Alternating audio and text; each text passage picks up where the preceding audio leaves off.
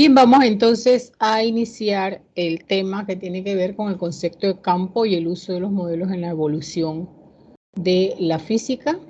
Primero, haciendo nuestro agradecimiento a nuestros exalumnos de la Facultad de Ingeniería Mecánica que en el pasado, mediante la entrega de sus trabajos, nos han provisto estas hermosas ilustraciones. En la física tenemos que aclarar qué es lo que significa campo. El campo como concepto físico se asocia a las posibles interacciones, y ya hemos visto que son las fuerzas en un sistema, que se producen debido a la presencia de la distribución de las partículas, pero en virtud de alguna propiedad específica de ellas. Sabemos que, por ejemplo, la materia tiene muchísimas propiedades, entre ellas alguna es la cantidad de materia, o sea, la masa, otra es la carga, que es la que vamos a estar estudiando este semestre, pero hay muchísimas más. Entonces, los modelos físicos van a ser medios mediante los cuales nosotros vamos a poder representar, cuantificar, predecir y explicar las características correspondientes de estos sistemas a través de las propiedades que tengan en específico. Ahora, los modelos físicos que tienen que predecir y que tienen que explicar tienen ventajas y tienen también desventajas. Vamos a ver entre las ventajas, por ejemplo, nosotros podríamos decir, nos permite explorar las ideas que surgen para explicar el comportamiento de la naturaleza y también probar algunas de ellas. Y nos permiten idear pruebas para investigar, porque necesitamos sustentarnos en algunas ideas inicialmente cuando estamos realizando la investigación sobre cosas que desconocemos. Y una vez que el modelo ha sido claramente explicado, podría inclusive ser entendible por público no especializado a través del uso de analogías.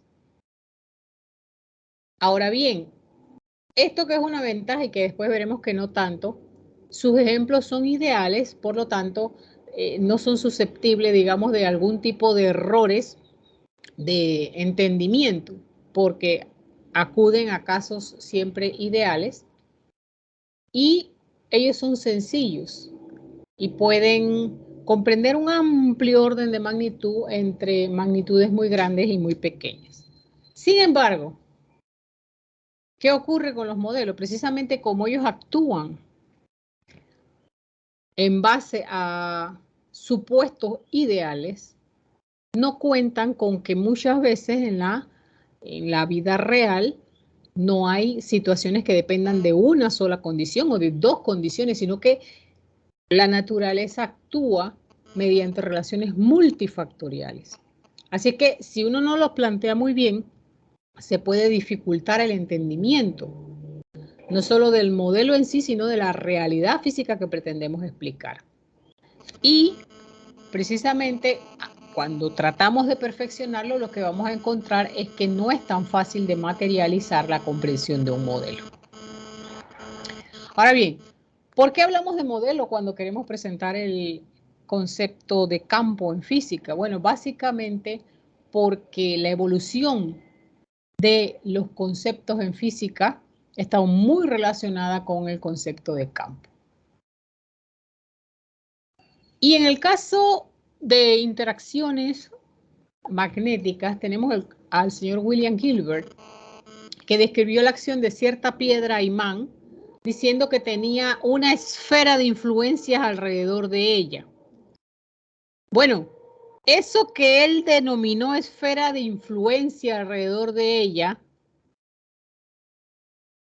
nosotros hoy simplemente diríamos el campo alrededor de un imán.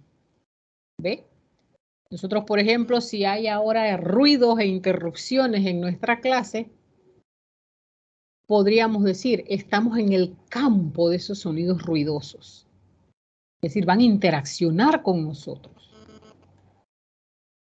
con los que tengamos oído, ¿verdad? Los que tenemos oído, entonces, estamos oyendo ahora ese ruido de fondo, interaccionamos en virtud de ¿qué? De esa propiedad que tenemos nosotros de tener un oído que es susceptible de percibir sonidos y ruidos molestosos o agradables, ¿verdad?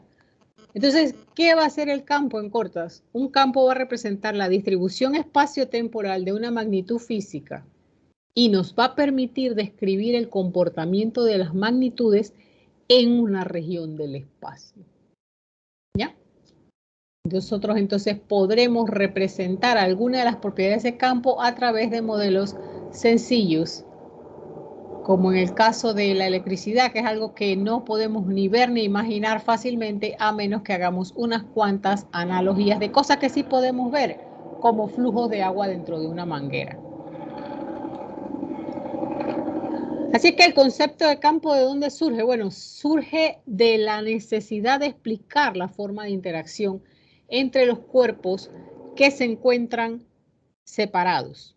Porque cuando estudiábamos, digamos, el concepto de fricción, sabíamos que teníamos que tener dos superficies en contacto. Pero ahora tratamos de explicar las fuerzas de la naturaleza, por ejemplo, la acción a distancia de las fuerzas gravitatorias, cómo es que la Tierra y el Sol se mantienen en órbita, la Tierra alrededor del Sol y también el resto de los planetas, y en un movimiento conjunto en la Vía Láctea y así en el brazo de Orión, pero sin tocarse. Entonces fue necesaria la existencia de que existen, pues, o sea, determinar o establecer la acción a distancia de las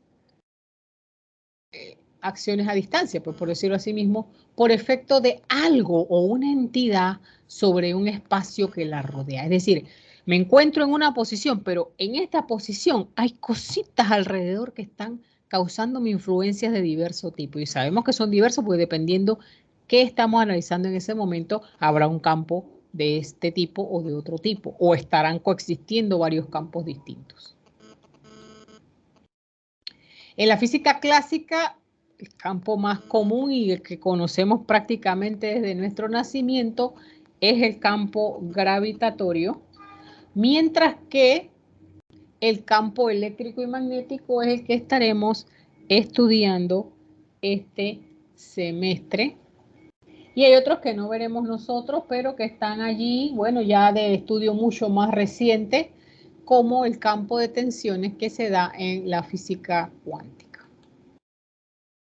En cuanto al campo eléctrico, que es el que vamos a estar viendo esta semana, se representa por medio de un modelo que describe la interacción entre cuerpos, realmente entre partículas y sistemas con propiedades de naturaleza eléctrica. Es decir, no significa que no va a tener masa, sí la tiene. De hecho, le dijimos transporte de materia, transporte de carga implica transporte de materia. Pero vamos a estar trabajando solamente las propiedades que tienen que ver con la existencia de la carga. Y en este caso el campo eléctrico va a ser la región del espacio afectada por una fuerza eléctrica que se va a dar debido a la presencia de elementos cargados, es decir, de la presencia de una distribución de cargas, prefiero hablar yo, ¿verdad? Ahora, el campo de fuerzas es tensorial y va a variar de acuerdo con el punto o coordenada del espacio. Un tensor quiere decir que es un vector que cambia de valor dependiendo en qué posición del espacio se encuentre.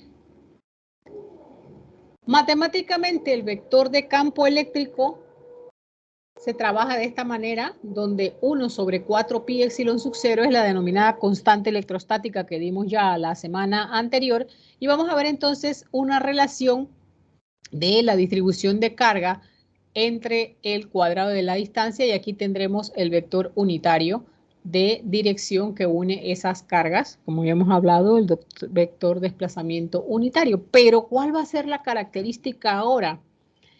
La característica, si se fija, esto se parece muchísimo a la expresión de la fuerza eléctrica, solo que le está haciendo falta, ¿qué cosa? Un elemento de carga aquí, porque la fuerza se da mínimo entre dos cargas en una distribución, ¿cierto? Pero bueno, aquí lo que se está estableciendo ahora en el concepto de campo es qué posibilidad de que exista una fuerza eléctrica hay en un determinado punto del espacio, porque en otros, en su cercanía, hay una distribución de carga. De eso se trata el concepto de campo, es decir, la posibilidad de que exista una fuerza eléctrica en un punto del espacio por una distribución en los alrededores de él. Y esa distribución puede ser discreta o continua. Discreta cuando nosotros sabemos los puntitos donde se encuentran, continua cuando, a pesar de que las cargas siempre son discretas, porque vienen en los elementos de carga, son múltiplos enteros de la carga fundamental, llega un momento en que el factor de geometría no es definitivo para definir cuál es el valor de la carga, porque se encuentran tan pegadas esas cargas que el factor definitivo es, por ejemplo, una forma geométrica, ya sea una circunferencia, un disco, una placa. Nosotros vamos a trabajar prácticamente placas paralelas, como la que hemos visto en el ejemplo de la razón carga-masa, pero vamos a hablar un poquitín de la ley de Gauss, solamente para que se tenga presente que en los casos en que no tengamos cargas continuas ni espectros, cargas continuas en distribución de placas paralelas ni espectros discretos, entonces podríamos siempre encontrar la expresión del campo como una función de la integral de él. El campo se va a encontrar, o la integración del campo en los elementos de área va a corresponder a la carga encerrada que lo genera. Es decir, la distribución de carga genera el campo. Va a ser una relación causa-efecto. Es decir, la distribución de carga va a ser la causa y el efecto va a ser el producto de eso, va a ser la existencia del campo en ese medio. El caso, por ejemplo, de Faraday, él se dio cuenta en algún momento de que no había tal cosa como un campo eléctrico y otro campo magnético, sino que coincidían porque mutuamente ellos influían uno en el otro. Y él reflejó este hallazgo de que realmente había una relación entre la electricidad y magnetismo, escribiendo en su diario algo que podríamos decir como de este tipo. Bueno, una corriente en un cable estacionario puede inducir una corriente en otro cable estacionario, pero mientras que la corriente tenga una variabilidad. Esa corriente continua en el cable no puede inducir una corriente en otro cable, es decir, definir un fenómeno como eléctrico o electrostático o magnético va a depender de que el movimiento de cargas de la distribución se dé o no en condiciones específicas, es decir, si se dan condiciones estacionarias, es decir, el campo es el movimiento de carga es constante, entonces no va a haber acción magnética, ni va a haber inducción de corriente en otro cable que no sea el que estamos trabajando inicialmente. Este otro campo que ha sido primero en nuestra vida, porque realmente vivimos en él, es el campo gravitacional y es lo que nosotros denominamos fuerza de gravedad, aunque realmente debemos decir fuerza de gravitación universal, que es una de las 4 fuerzas fundamentales del universo, porque la materia siempre se atrae entre sí. Entonces es atracción a distancia. No es necesario estar en contacto, como no está en contacto la Tierra con el Sol, Dios guarde, pero hay una acción permanente atractiva. Así es que, aunque por la misma ley de Newton de acción y reacción, así como la Tierra atrae a un manzano, el manzano atrae a la Tierra, pero nosotros no vemos que la Tierra suba al manzano. Esto tiene que ver con la propia segunda ley de Newton, donde la atracción se está dando, la fuerza es de la misma intensidad, el movimiento sería en sentido contrario, pero prácticamente no se percibe en la Tierra por efectos de su gran masa. Ahora, si nosotros tuviésemos que analizar los 3 campos que estamos hablando realmente a nivel de la física clásica, el gravitacional, el electrostático y el magnético, veríamos que en todos los casos son campos conservativos. Campo conservativo significa, bueno, si la fuerza deja de aplicar por alguna razón, los efectos dejan de percibirse. Sin embargo, el campo gravitacional y el eléctrico tienen líneas de fuerzas abiertas, pero el magnético las tiene cerradas. Y esto tiene que ver con que no existe como tal un monopolo magnético. Los campos magnéticos se dan siempre entre dipolos eléctricos, no se dan en presencia de un solo polo. ¿Ya?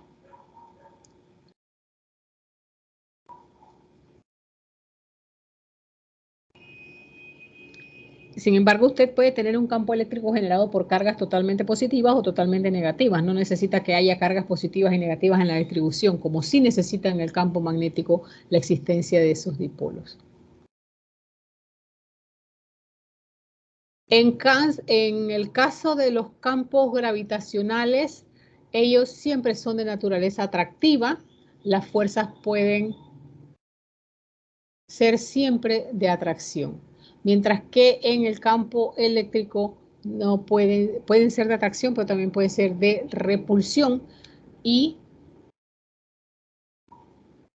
aquí está este otro caso, que es el campo de tensiones en la física cuántica, donde nosotros prácticamente no nos metemos en eso, pero el cuerpo está siendo sometido a fuerzas externas y entonces hay tensiones internas del cuerpo que tratan de producir un equilibrio de esas fuerzas que están haciéndose sobre la materia. En conclusión, pues el concepto de campo surge de la necesidad de explicarnos las interacciones a distancia. Y estas interacciones a distancias, vamos a hablar, existen precisamente por la naturaleza de la materia. El átomo está prácticamente vacío, como hemos dicho, donde reside la masa es en una unidad de distancia muy pequeña en comparación con el tamaño del mismo átomo. Y las propias fuerzas fundamentales en la naturaleza, como son la gravitacional, la electromagnética, la electrofuerte y la electrodébil, nos permiten relacionar propiedades fundamentales de la naturaleza como posibles fuerzas que habría entre partículas debidas a poseer esas propiedades. ¿Qué propiedades? ¿Sí? Por ejemplo, los campos gravitatorios surgen porque la materia tiene masa.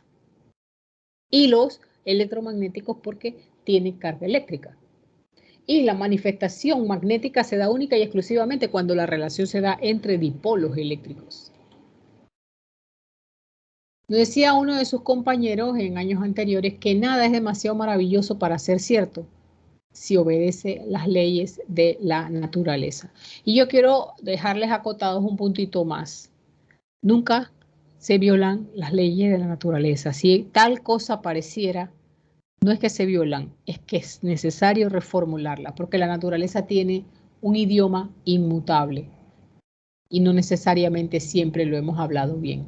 Como palabras que se sacan del diccionario por desuso, también se sacan términos y leyes cuando prueba la nueva evidencia experimental producto de nueva instrumentación o de desarrollo de teorías y modelos más acertados, que a veces es necesario reformar lo que se conoce.